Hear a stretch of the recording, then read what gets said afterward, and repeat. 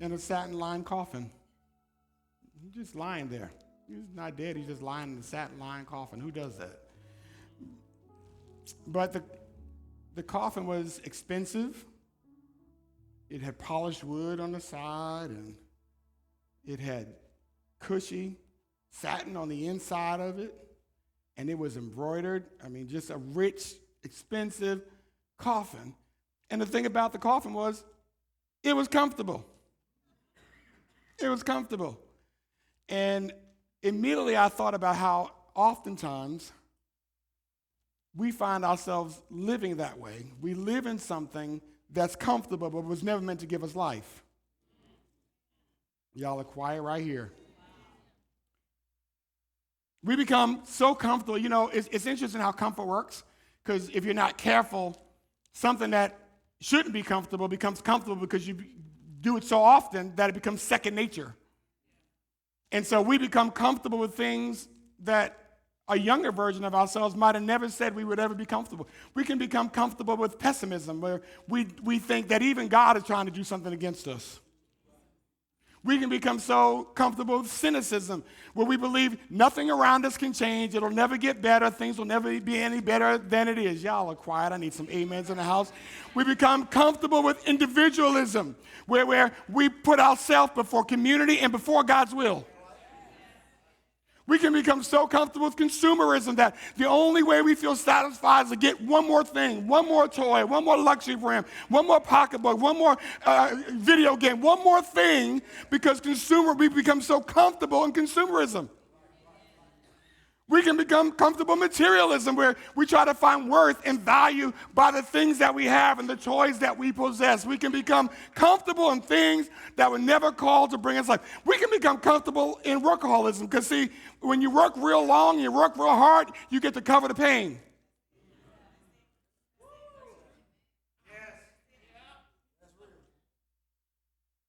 Start using productivity as a barometer, a measure of your worth and your value. We can become comfortable in hedonism.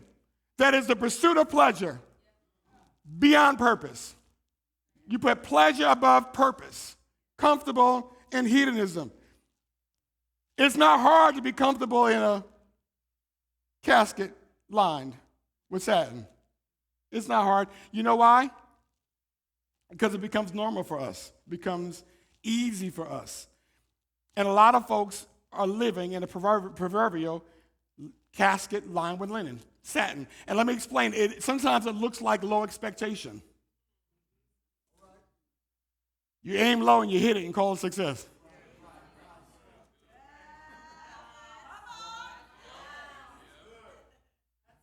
Comfortable in survival mode. I'm just surviving. Becomes normal. Comfortable in spiritual stagnation. I'm just coasting along. How's your walk with Jesus? I'm just coasting along. Look, anytime you're coasting along, it's because you're going downhill. We can become comfortable in apathy. It is what it is. And if we're not careful, we can become comfortable in sin. Because all those things are and can be comfortable, they can be pleasurable, they can be inviting. Sometimes they're nice things. Sometimes they're stable things. Sometimes they're pretty things. But at the end, it's still a coffin. And how many know Jesus didn't raise you out of death to new life for you to live your life comfortable in the coffin? He came that you could be set free, that you can be delivered, that you can have life eternally and life abundantly, that you can live fulfilled, that you can live free, unbound. See, casket and coffin living keep us in jobs we can't stand for years. It keeps us in stagnant relationships we know ain't going nowhere because it's safe. Well, I still got a boyfriend. I still got a girlfriend. But you're in a casket. You know the relationship has no life. You know it's not producing. You know there's no future, but it's comfortable. We can become so comfortable in our coffin.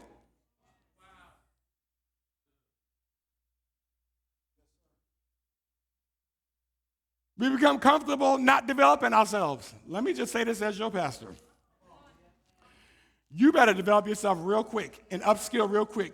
Otherwise, AI got your spot. You better upskill quickly, and you ought to go on AI and ask it, what do I need to do?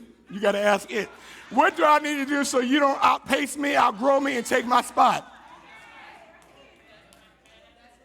They didn't get that at the first service. You're welcome. Coffin living keeps us from living with purpose and meaning. You know, we look more like the Dunkin' Donuts commercial. It's time to make the donuts. It's just like I'm on autopilot. And it keeps us from serving other people. Because when you're in a coffin, you ain't thinking about nobody else but you. And worse than that, it keeps us from serving God the way he's called us to be served.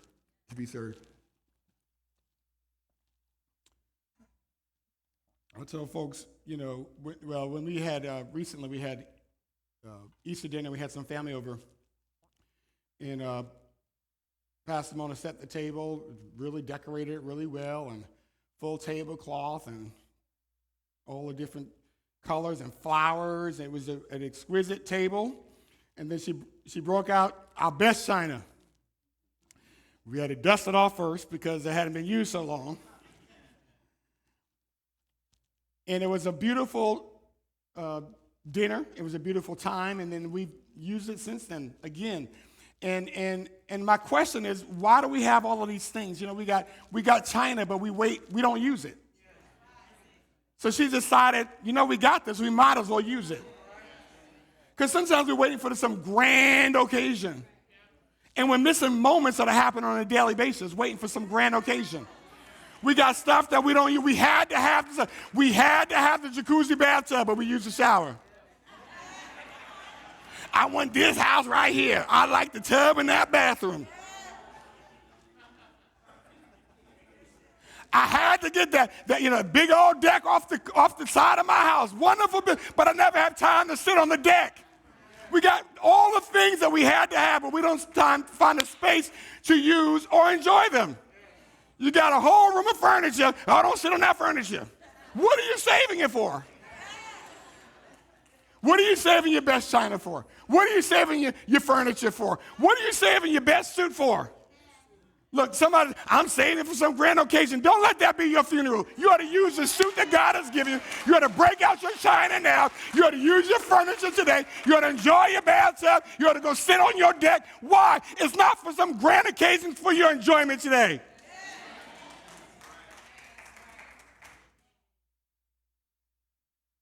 So my question for you this morning is, are you living in a coffin lined with comfort? Because if you are, and if you're willing to get up, there's resurrection waiting. And if you already got up, today you can get free. We're going to talk about that this morning, what it requires to get free and how God moves and all that, and why sometimes God takes longer to answer our prayer. Anybody ever put a prayer through and you're like, well, he sure don't come when you want him. And by the end of it, you're like, oh yeah, I guess he's on time. Let's talk about that. John 11:38-44 says this way: Jesus, once more deeply moved, came to the tomb. It was a cave with a stone laid across the entrance. Take away the stone, he said. But Lord, whenever you start off with, but Lord, you already know you're going the wrong direction. Said Martha, the sister of the dead man, by this time there is a bad odor. King James Version said he stinketh. For he has been there for 4 days. Then Jesus said, did I not tell you that if you believe, you will see the glory of God? So they took away the stone. Then Jesus looked up and said, Father, I thank you that you have heard me. I knew that you always hear me. But I said this for the benefit of the people standing here, that they may believe that you sent me. When he had said this, Jesus called in a loud voice, Lazarus, come out. The dead man came out, his hands and feet wrapped with strips of linen and a cloth around his face. Jesus said to them, take off the grave clothes and let him go. John 11, in the ultimate resurrection of Lazarus, is it's really the final part of Jesus' ministry. As a matter of fact, it is the last miracle that Jesus did. Out of all the miracles that Jesus did, this is the greatest miracle, not because the others weren't great, but this was done intentionally in a very public way. You can trace Jesus' life, and there's part of Jesus' life or his ministry that were extremely public, where he did things and other people would see it. And there's other times that it was things on a smaller, very local level. And here, Jesus comes back on the scene again in this season near the end of his ministry, and things become extremely public again. And it begins to set the stage for, let me say, Lazarus' death and his resurrection sets the stage for Jesus' death and his resurrection. You should know that this happened roughly 7 to 10 days before Jesus was crucified. When I say it set the stage, it literally did, because it put people into camps immediately. There was nothing, at this point, there was nothing that anyone could do or just say that could disprove that Jesus said he was who he said he was. It's one thing if I heal a blind man on the side of the road and no one else is there. You hear what I'm saying to you? It's one thing if a woman with an issue of blood gets free and she feels the freedom and the health in her body, but no one else can testify directly like she can to that miracle of her. But this was in front of everybody. This was a big community event. This was a big public miracle. And Jesus said, I'm doing it for a couple of reasons. One, he said, it ain't unto death. It's so that God would be glorified. He did it for the glory of men and also to show who he was. And so, earlier on in chapter 11, the sisters, Mary and Martha, sent to Jesus. Now, they tried to reach Jesus, but they got out of the office, email back when they tried to email him. So they said, well, he's out of the office right now. So they said, well, let me send a messenger over to where he is, way on the other side, different city. So they send a messenger to Jesus and say, Jesus. Now, they have very close relationship with Jesus. Jesus, the one you love is sick. You know how you're trying to get somebody's attention to do something? You don't say I don't want you to do just because it's me. The one you love, you need to come check this out. You need to do something. And the Bible is real clear that Jesus, it wasn't that his schedule was so full. It's that he intentionally delayed. He waited 2 days. By the time Jesus shows up, before he could even get to where Lazarus was, he's greeted by Martha and Mary separately. And at this point, the writer tells us that Martha's like, I don't understand this, because, see, he's been dead now 4 days. Now, I'm not the best with math, but I do understand basic math. And I just got finished reading how Jesus waited 2 days. And then when Jesus shows up, he's dead and buried 4 days. And then as I dug a little deeper, I began to realize what happened was Mary and Martha send a messenger to Jesus on day one. Sometime later that day, the message gets to Jesus. Jesus, your friend, the one you love, is sick. He's dying. We need your help. Jesus says, I'm going to delay. I'm going to take my time. I'm going to wait a little bit. Day 2, he waits. Day 3, he waits. That's 2 days that he waits. Day 4, he leaves from the other city and comes back to Bethany where Lazarus is buried. By the time Jesus shows up, it's 4 days since Lazarus has died and since Lazarus has been put in the tomb, because in ancient Jewish ritual, you would put the person in the tomb the same day, which is what they did for Jesus. So what does that tell you?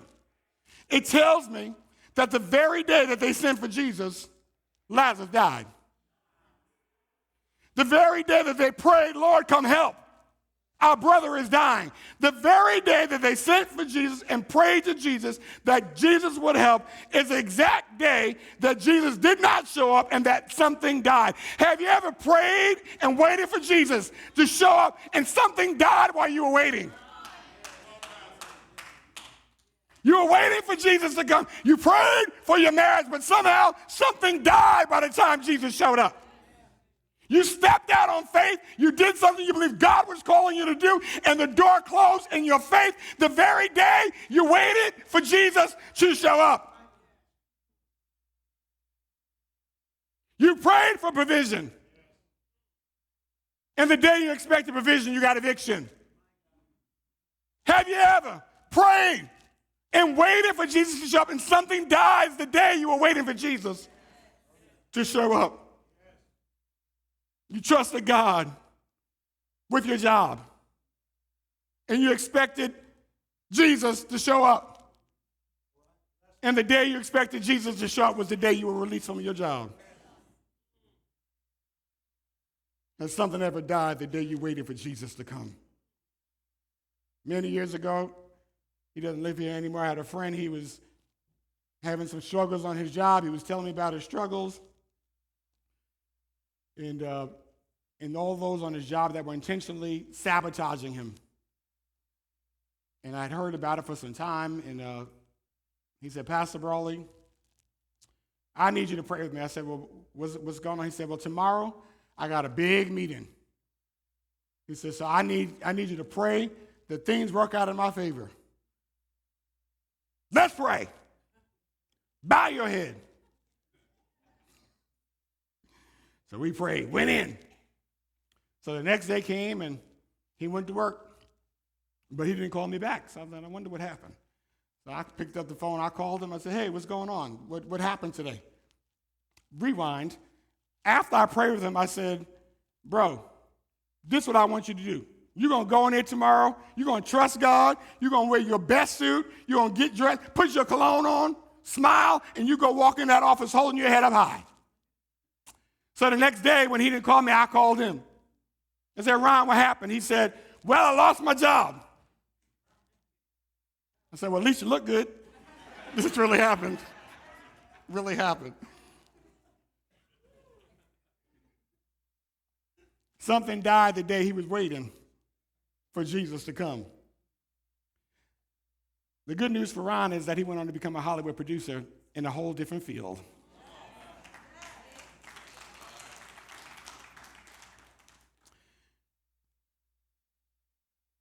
Jesus shows up in a moment when a man and his sisters, when everybody in the community felt like the answer came too late, felt like death had won. And that's when Jesus shows up. See, I need you to understand something about the God that we serve. He is not locked in by your clock. He's not locked in by your calendar.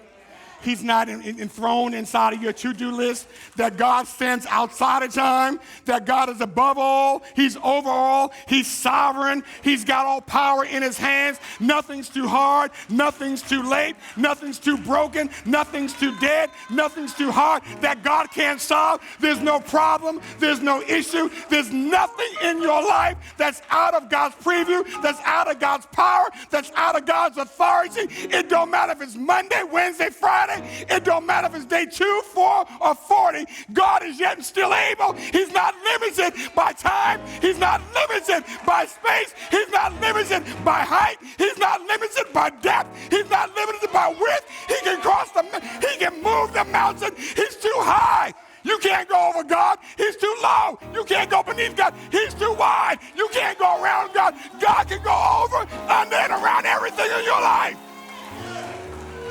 Take the limits off. Because if God can raise up a dead man after 4 days, tell me what? He can raise up your dead dreams. He can raise up dead promises. He can raise up dead vision. He can raise up dead hope. He can raise up dead faith.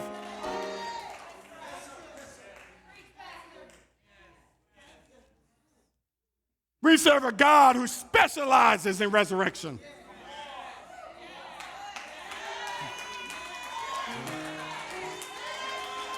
I don't know who they serving, but my God specializes in resurrection. Buddha can't do that. Confucius can't do it. Muhammad can't do it. Allah can't do it. But I know a God who specializes in resurrection.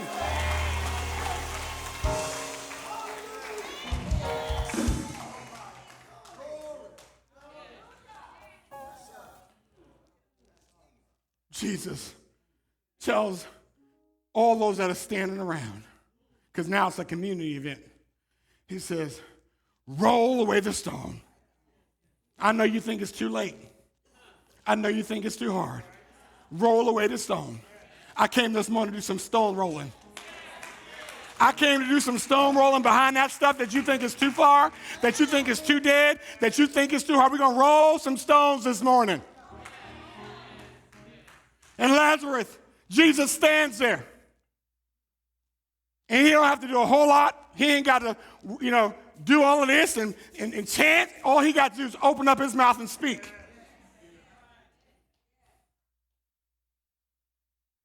And all he got to say is, Lazarus, come forth.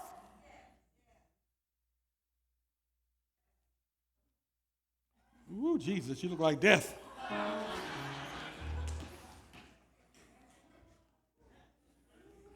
Just bad. Your hair's all a mess, just bad. 4 days, he stinketh.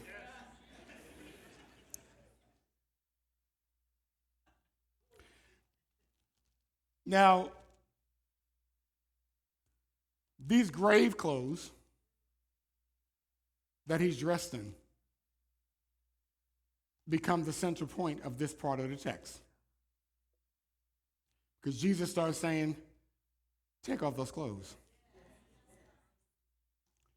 Now, in the first century, burial, you would have been buried, wrapped in linen cloths, stripped around you. Think about a good ace bandage, over and over and over, but it's soaked in spices.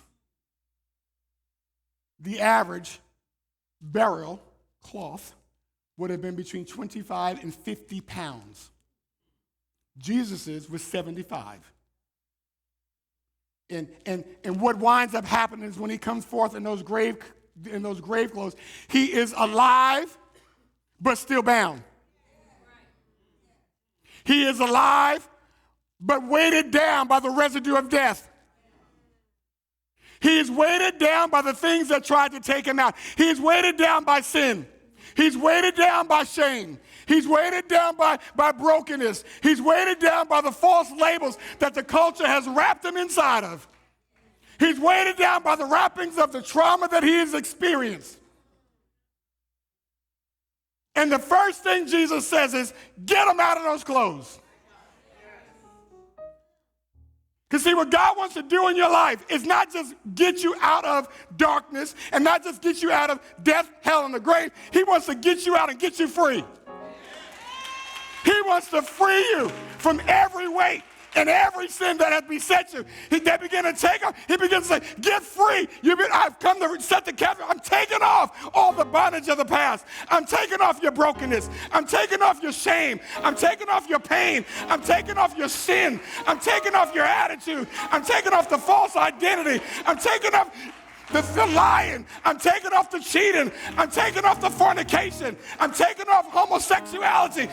Come on, somebody. I'm taking off your stealing. I'm taking off your lying. And he begins to make sure the man is not just alive, but he's free. God didn't just come to give you life. He came to set you free.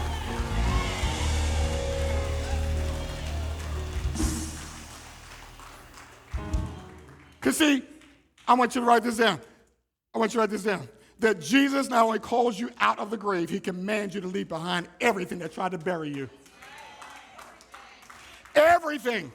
And the issue is, we don't see how those tried to bury us. We see how death does. We don't connect the dots that those lead to death.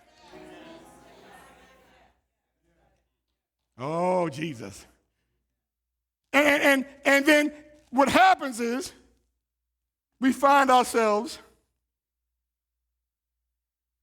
falling into situations and sin, and it becomes a place of comfort.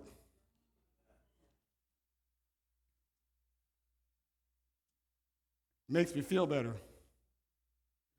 My identity is broken, so it makes me feel better about myself. Makes me feel better about my situation, my station in life. And we don't realize that whatever's sticking to us like that is from the old man. And all the old stuff leads to death. So when you don't understand it, you start inviting other people because you're like, I feel better, so I feel better right, even though it's temporary. I feel better right now, so you start inviting other folks to your party. Y'all are quiet right here. You invite other friends to the same stuff.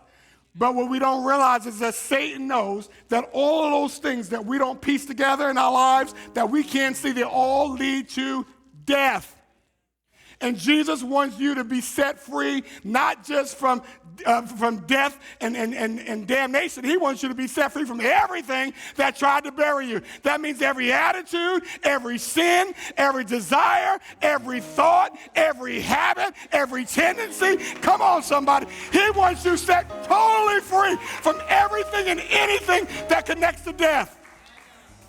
All the remnants of the past. All the weights of the past. Tell somebody, you got up, now get free. Well, you can have your seat. We'll see you in a few minutes.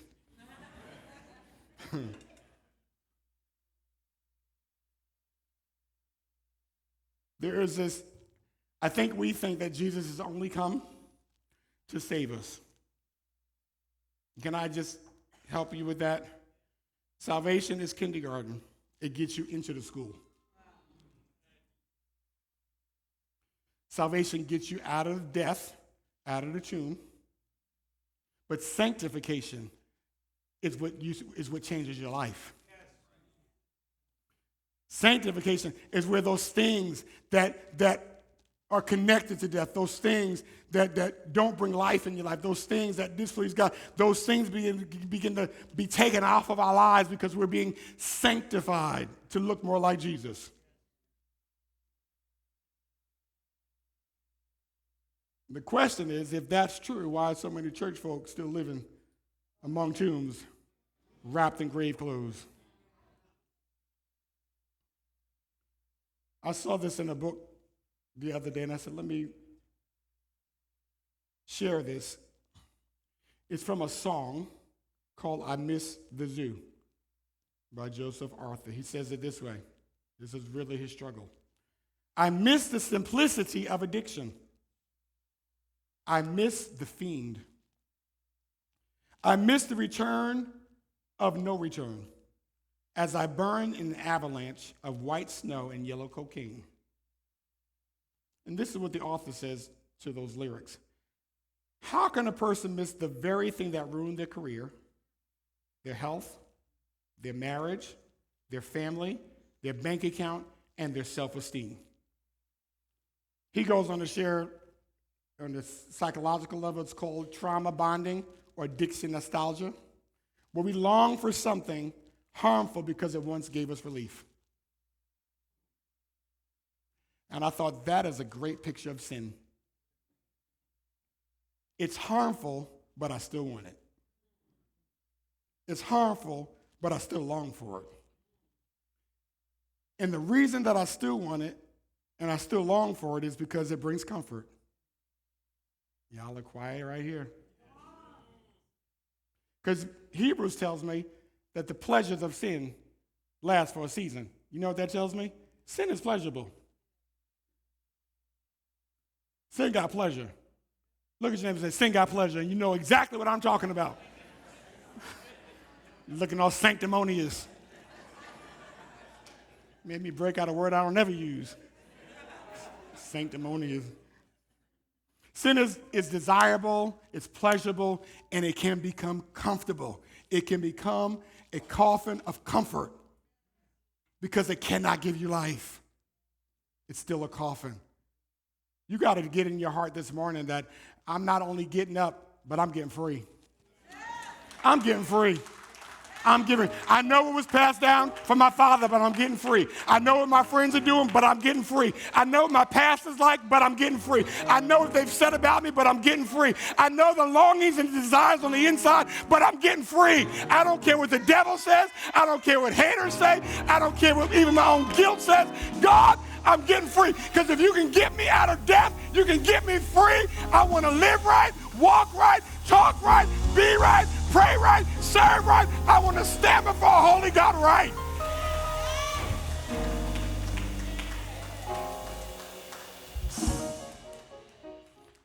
That's why that prayer says, Lord, comfort the afflicted and afflict the comfortable until we come out of our coffins and grave clothes. Why does Jesus, though, why does he wait?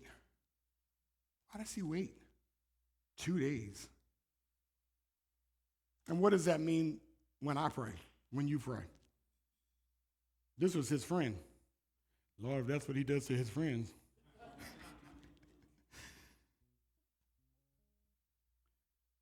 Martha says to him, she says, Lord, if you had been here, my brother would not have died. If you had been here, God. Have you ever had those moments in your life where you say, God, if you had been here, if you had been here, I would be in a whole different place right now. If you had been here.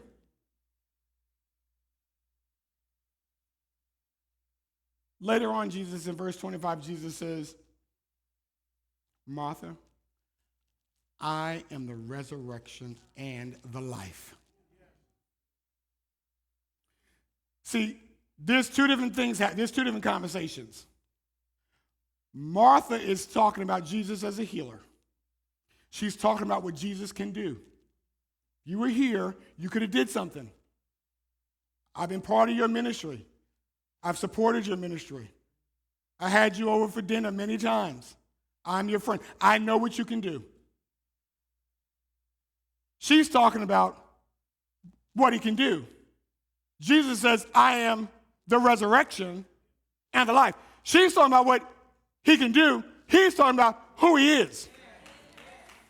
And sometimes God will bring delay in your life so that you don't only know him for what he can do, but you learn to know him for who he is. Sometimes things have to wait on the side until you get a deeper revelation of who he is. Because a lot of folk in the world know what he can do, but they'll never really know who he is until they come into saving faith. But his children ought not just to know what he can do, they ought to know who he is.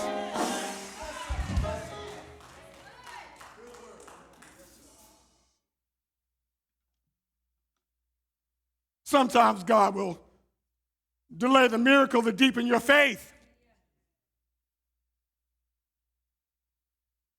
I prayed, but I still didn't get the job.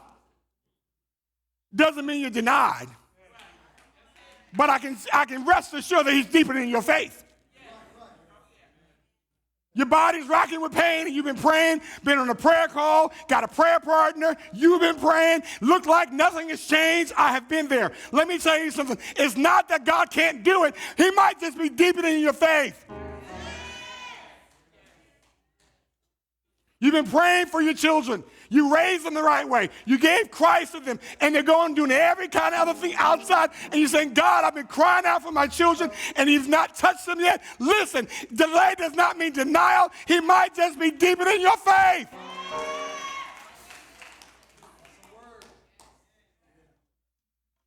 See, faith is not just trusting God or believing for an outcome. It's about knowing who God is. And then trusting him through the unknown. Sometimes God delays the miracle to deepen your faith. When I doubled up in high school, so I finished 11th and 12th together. And I applied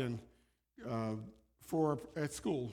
I don't know why I chose this school. I think I just liked the buildings on the campus. And it was a private school, very expensive. that was at least, when you're a student in that age, you don't know any better about that kind of stuff. But anyway, and so I applied, and as we got closer to the end of the school year, like, man, I still haven't heard back. So finally, I got word. It was like July, and they're like, "Oh, you're in, but you're not going to start till January." I'm like, "Well, I certainly didn't double up to take a semester off." So I said, "Let me go to this other school and see if I can get in over there. It's a state school." So I got in at that state school on the spot, went down, took care of everything in one afternoon, and I was in. Now, that same summer is when I knew that we were going to be married a year later. So during that time, I said, "Well, gee, you're going to get married next summer. You probably should propose." I said, "Yeah, I ain't got no proposed money. That's why I haven't proposed yet." Broke. You're going to get married anyway. So I proposed without a ring. The last service, somebody almost fell over, and I said, they're like, "Oh, God." Like, what's wrong with him? Y'all, it was a couple of weeks later, if that long. It might have been a week later. How about I get a notice in the mail saying, this is from the school I'm just going to for one semester, saying, "Your account is overpaid." Now, I had no student loans. I put nothing into the account. "Your account is overpaid. You're getting all this money back. Come down to the bursar's office to get your refund check." What I found out was God had to delay some things so that I would know him as a boy becoming a man that would lead a family. I needed to know him as provider. I needed to know that he showed up for me so that when I became a husband, I could trust God when things got tight. I could trust God when things got hard. I could trust God when things didn't look so good. God showed me not just that he could do something for me, but he showed me he was provider.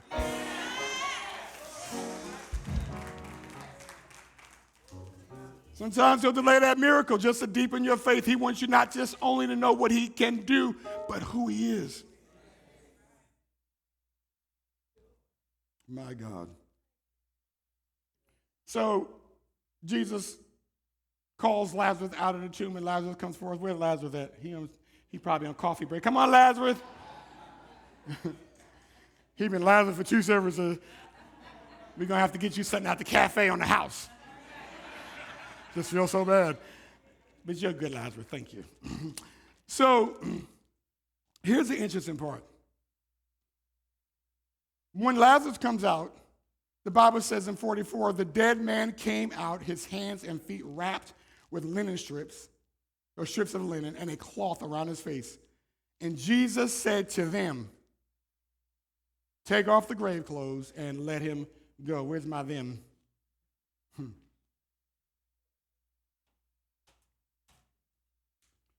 This man is out of death, but he cannot physically remove his own grave clothes. And just like Lazarus, there are things we've been wrapped in for a long time. And they stink. It's decayed. It's old. And it's wrapped so tight we can't free ourselves. And while Jesus has got you out the tomb, oftentimes he commands the community around you to help take off your grave clothes. Because there's things that are so deep, that have been so traumatic, that are so painful, that you can't do by yourself. But he'll use the people around you that love you, that will stand with you, and will start gently taking off the trauma, gently working through the abuse, gently working through the struggles, walking you through the addiction, walking you out of bondage and into freedom. God uses believers to minister to other believers so they can walk in freedom, they can walk in healing, they can walk in purpose, they can walk in new life free.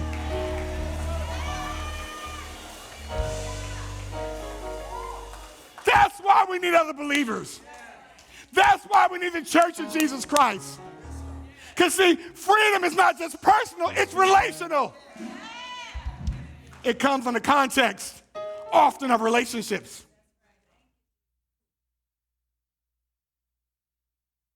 the layers that we carry. You know that false identity, because, something happens to you when you're little, in your formative years, and you just take it as if, sorry, you got to go backwards. you internalize it like it's gospel. Oh, you're not good enough. You don't know any better. So you grow up thinking, oh, I guess I'm not good enough. But you can't even see it in yourself because you've been wrapped in it so long, you can't even see it. So it takes other people around you and you being in the context of relationship with people who love you and people that you trust that can help become a mirror to you to show you in your life what you cannot see yourself.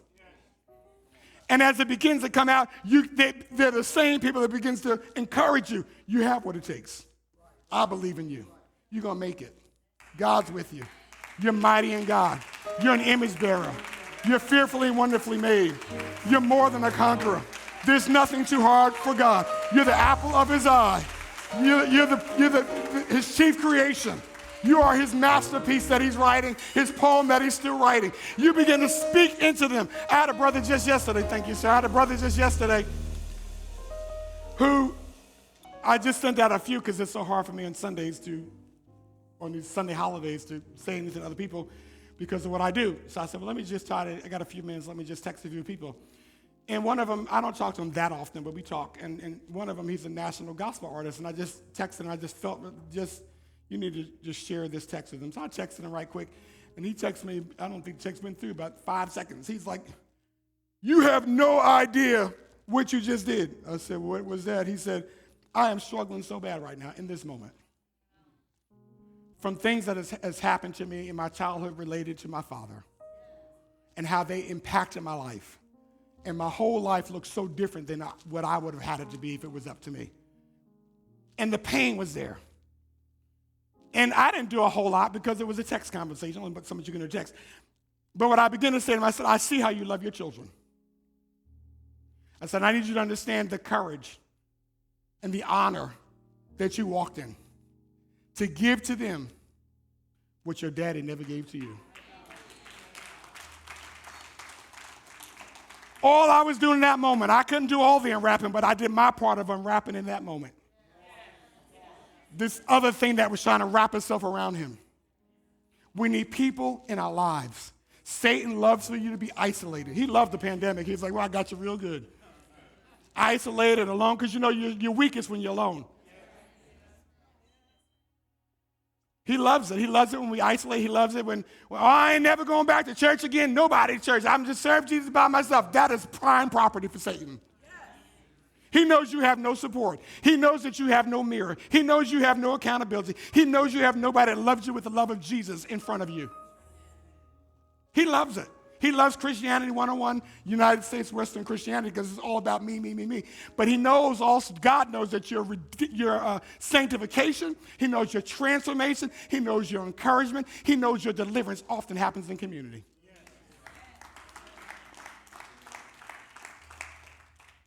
And I want to encourage you this morning. This is why y'all can come on up. This is why we at Impact Church, you hear us say every Sunday, welcome to Impact with the I stands for iBelieve, iBelong, iBecome. Because it's in that order. It's sequential. What does that mean? It means that, and I'm going to give you the whole because we shortened it. The whole is believe God's plan, belong in God's family, become your all. You cannot become your all without first believing God's plan for your life.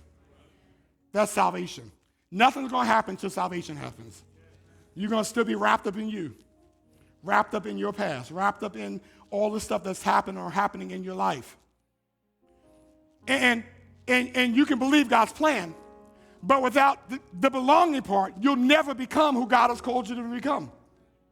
Because there's 58 times in the New Testament alone that it says, serve together, love one another, forgive one another, forbear with one another, encourage one another, pray with one. It goes on, meet with one another. It goes on all the one another because this is how the body of Christ grows. And we become who we're called to be. This is why we make such a big stink about iGroups. Not because we don't have anything else to do in our schedules or we don't have friends outside of them, but because this is where community happens. This is where people help slowly and lovingly take off the strips of layers in a safe place. The things that I was telling them at the first service, I remember when I was bound. I remember when I felt like the gentleman that I just referred to. I remember, because I was pastoring at the time. And I remember the father wounds and all that had happened to me. And I remember two brothers standing with me and for a few years, and they were just taking off the layers with me, just encouraging me. I told Pastor Moore on the way here, because I don't think about it often anymore, but I told him on the way here, I said, now that was about 25 years ago. I said, but it doesn't even feel like it happened. I'm so healed. Like, no residue healed. But that didn't happen by myself. You need other believers. If you're not in an I group, I encourage you to get in one. If you're not a member of a church, I encourage you to find one that you feel like you can put roots down in. It doesn't have to be Impact, but you need to find a church. If you're going to become all Jesus has called you to be. If you're going to live full and die empty, you have to be part of the local church. You have to be part of the body of Christ. Would you stand on your feet this morning?